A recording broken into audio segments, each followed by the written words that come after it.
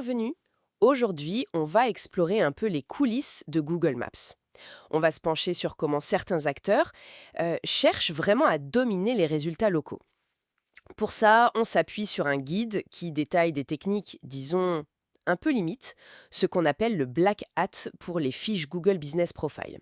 Des méthodes qui jouent avec les règles de Google, voire les enfreignent carrément. Oui, tout à fait. L'idée, c'est pas de juger, mais de comprendre, de décortiquer un peu ces tactiques, comment ça marche, et les risques aussi.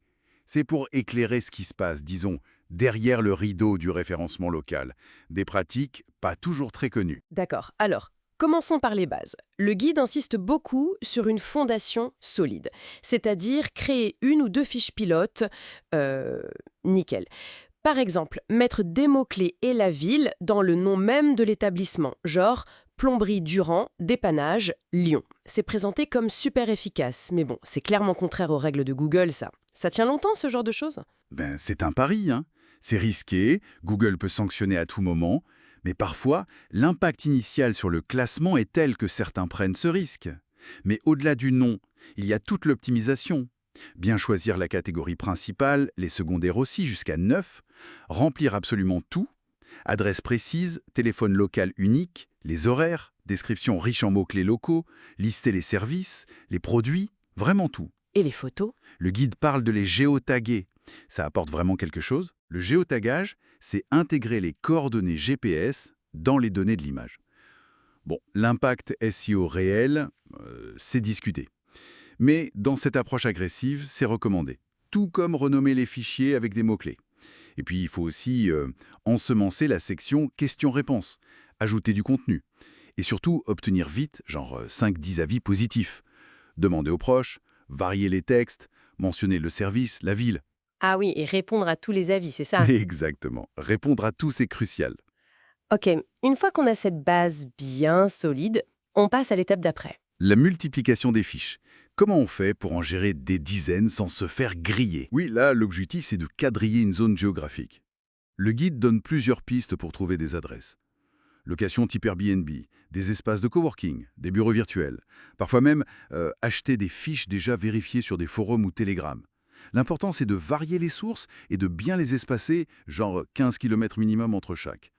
Mais le plus important, c'est l'isolation technique. L'isolation technique, c'est-à-dire? Ben, c'est vital pour que Google ne fasse pas le lien entre toutes ces fiches. Ça demande pas mal de choses.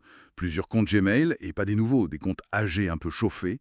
Utiliser des navigateurs spéciaux type anti-empreinte comme AdsPower Multilogin. Ah oui, ces navigateurs qui masquent l'identité en ligne. C'est ça.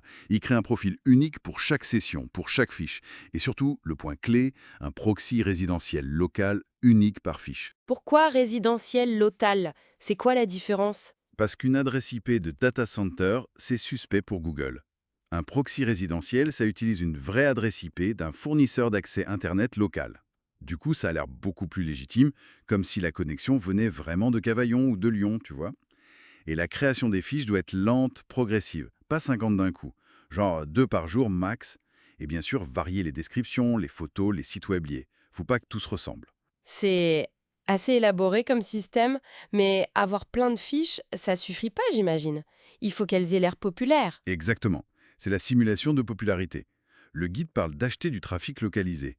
On utilise des plateformes de micro-travailleurs, genre micro-workers. On les paie pour faire des recherches précises. Genre plombier Lyon, il clique sur la fiche, C'est ça. Ils cliquent, ils demandent un itinéraire, ils visitent le site web associé, parfois ils simulent un appel, varier les actions. mais ça doit coûter cher et demander un volume énorme pour que ça ait un impact réel, non?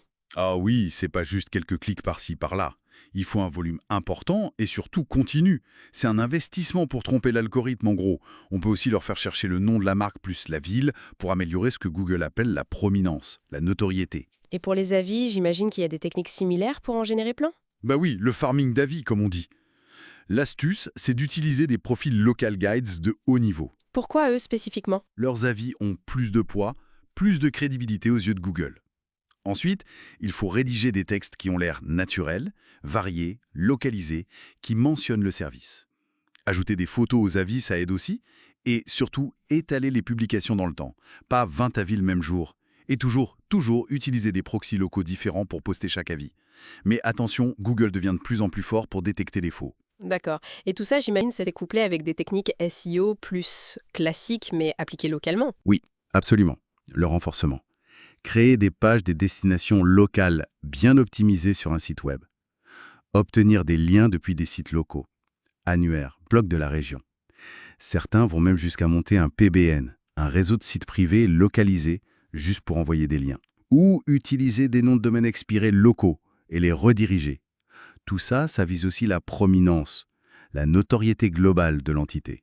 Mais avec toutes ces manœuvres, le risque numéro un, ça reste la suspension des fiches, non? C'est le risque majeur, oui, la hantise. Pour l'éviter, le guide donne des conseils. Pas de changement brusque sur les fiches, surtout le nom ou la catégorie. Utilisez toujours le même proxy et le même profil de navigateur pour gérer une fiche donnée. Lissez les actions dans le temps, évitez les pics d'activité suspects. Et même, avoir sous la main des preuves, fausses ou réelles, peu importe, genre des factures, des photos du local, au cas où Google demanderait une revérification. Il faut aussi surveiller les concurrents.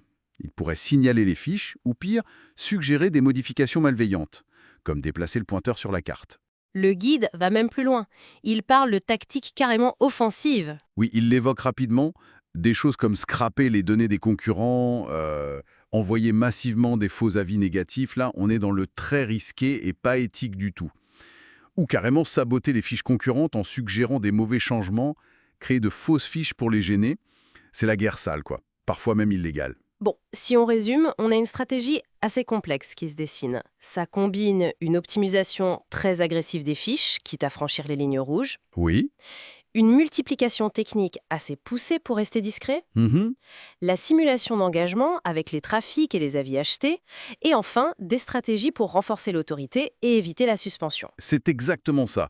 Une combinaison de techniques assez sophistiquée, il faut le dire, qui vise à manipuler les signaux que Google utilise pour classer les résultats locaux. Et comprendre tout ça, même si c'est controversé, ça permet quand même de mieux lire les classements qu'on voit sur Google Maps et de se poser des questions sur la fiabilité, l'équité de tout ça. Tout à fait.